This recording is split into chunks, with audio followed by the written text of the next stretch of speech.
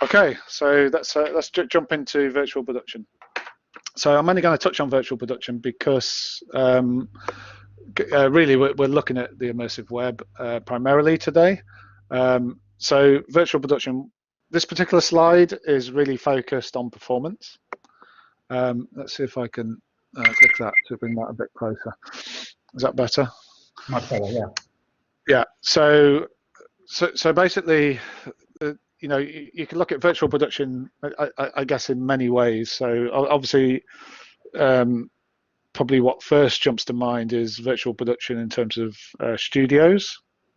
And there is, a massive convergence at the moment of technologies. Where you've got traditional filmmaking, you've got theatre, and you've got gaming, all starting to merge together. So a lot of the Hollywood studios at the moment are using LED screens and having kind of immersive sets. So and that's kind of in the bottom middle there. You can see that type of virtual production. You've also got really fascinating because people are using like Unreal Engine and on set designing new pieces of tree or mountain or whatever they need on set. Exactly, yeah. Completely new. And they're also getting away with doing away with green screen, not wholeheartedly, but it's certainly becoming less relevant because you can actually have a bank of programmers next door who are actually generating the assets for you, and your virtual set can be built while you wait. Yeah, it's I've got another slide in a minute where we talk about previs and post-production. So post-production is kind of almost like disappearing, and a lot of it's going into previs.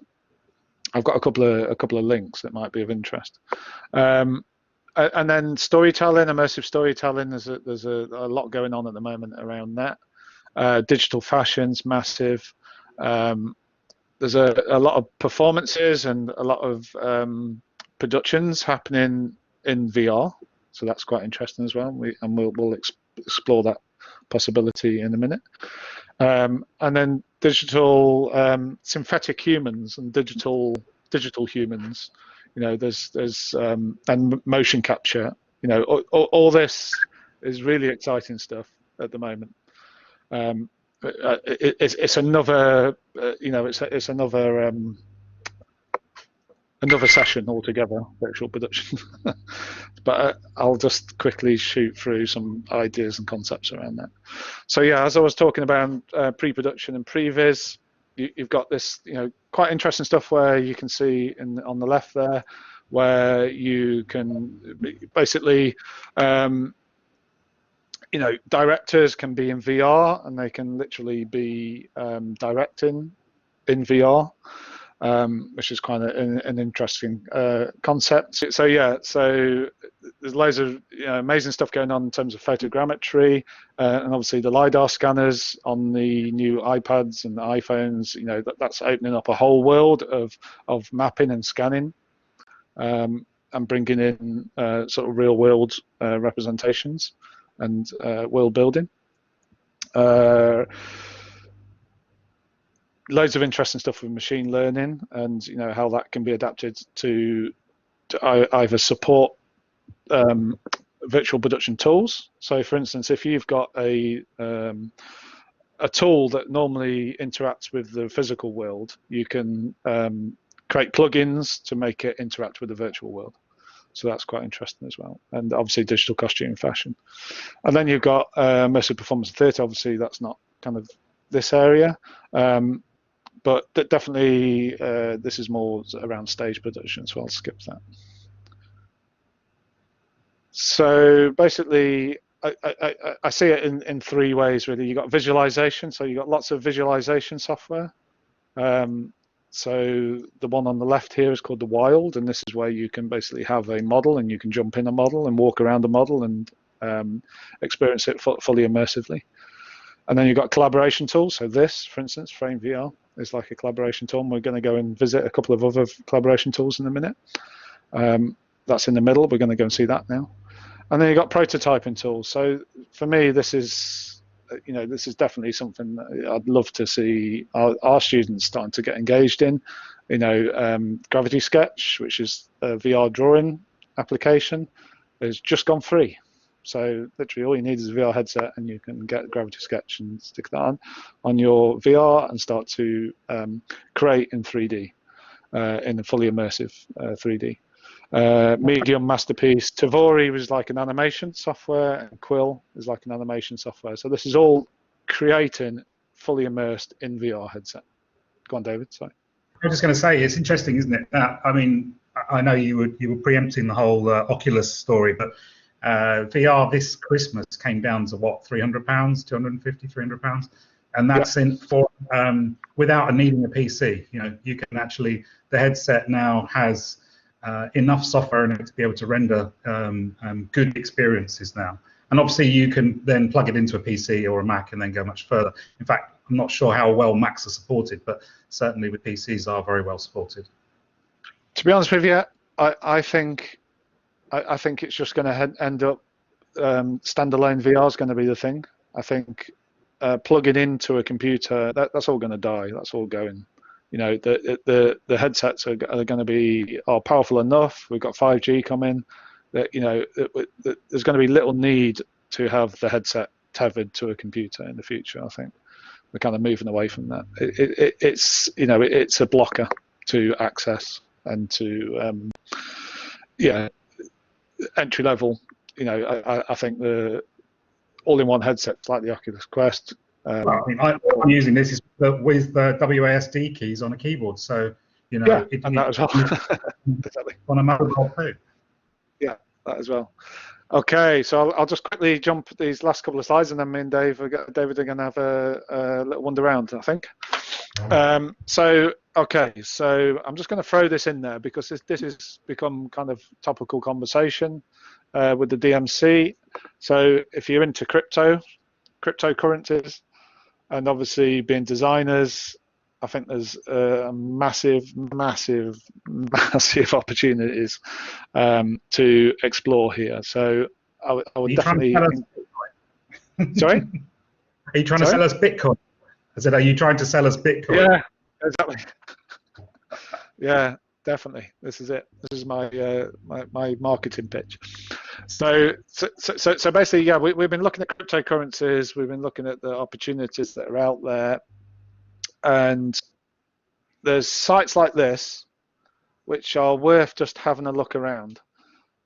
So Super Rare is you know, it's just a really interesting sort of model for selling digital artworks or digital designs or whatever. And I would encourage you just to have a look at the superrare.co and have a look around at some of the work that's on there and how it's being sold. So it's all in the blockchain. So all the work that's sold is got tokens. And it's basically like I say, it's all documented. When the piece of work is sold, it can be resold and it gains value and all that sort of stuff. There's some really cool work on there as well.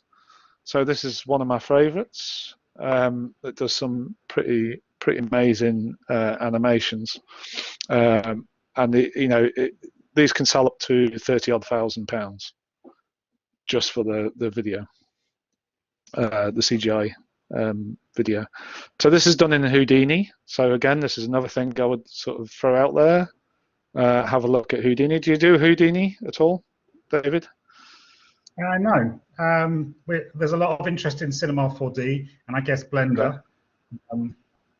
Okay, so definitely have a look at Houdini. So Houdini's, I'm not selling this course. This is just literally a website I just got on, and you have to pay for this course. But I'm sure that well, there's loads of Houdini websites tutorials out there.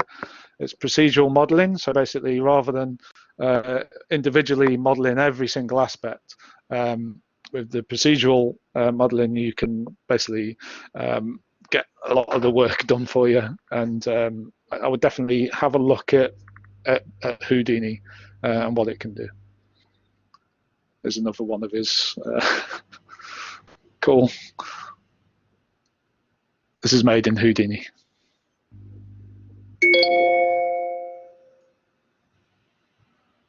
I think you make videos and stuff in, what kind of work comes out of the graphics? It's kind of a lot of animations and videos as well, isn't it? So it's a broad place of interest. So anything that's disciplinary is really interesting for us. Exactly. Exactly. Digital tools, traditional ones, and crossing over, and also, of course, things like where branding meets VR, or where collaboration, and what design means to society. All those things ultimately will come through these kind of immersive experiences anyway. Exactly.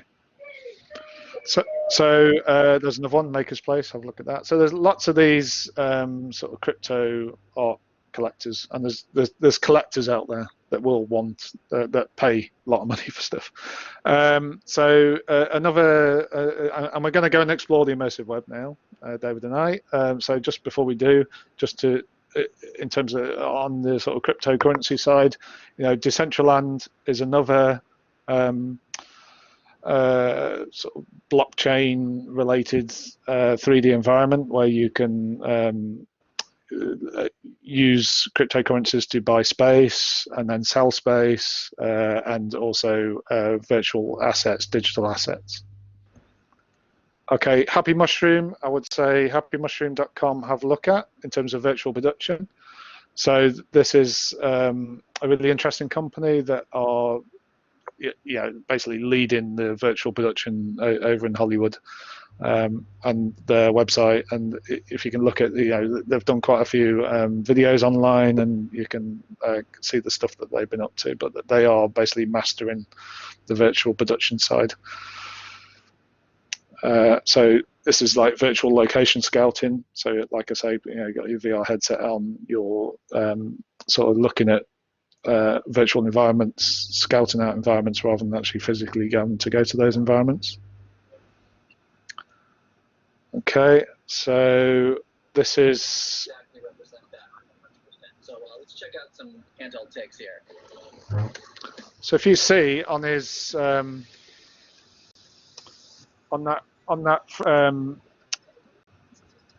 the frame that he's holding, he's got a tracker on top. This is like a Vive tracker. So basically, as he's moving, let's put this on full screen. I'll turn the sound down because it's really bad music. As you can see, he's got a as he's moving the what would you call that? Come on, David, you with there.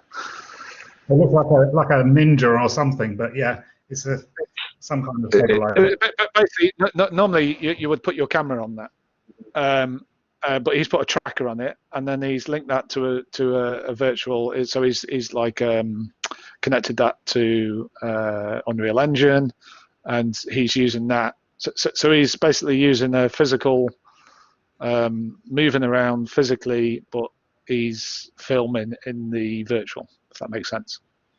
Does that make sense? Yeah. Basically, this is an element of virtual production where you can move a camera through three-dimensional space. And yeah, this is the kind of stuff you can do at home, basically. If you could get a tracker, which you can get, Vive trackers, they're quite cheap, and start to learn Unreal or Unity, then you can start doing sort of virtual production stuff like this. Okay, so I think at that point we'll go and have a bit more of an explore around.